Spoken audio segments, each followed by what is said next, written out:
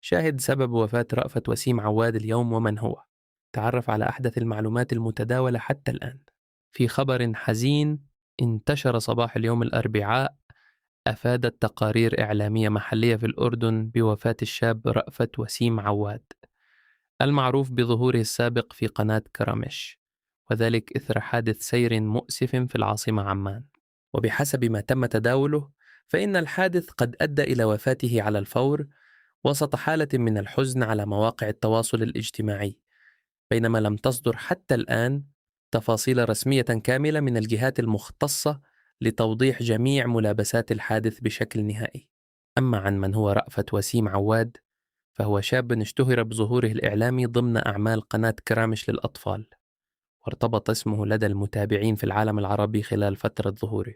وقد انتشر الخبر بشكل واسع صباح الأربعاء، وتفاعل معه الكثير بالدعاء له بالرحمة والمغفرة، مع دعوات بانتظار التأكيدات الرسمية قبل تداول أي تفاصيل إضافية. رحمه الله، وإنا لله وإنا إليه راجعون.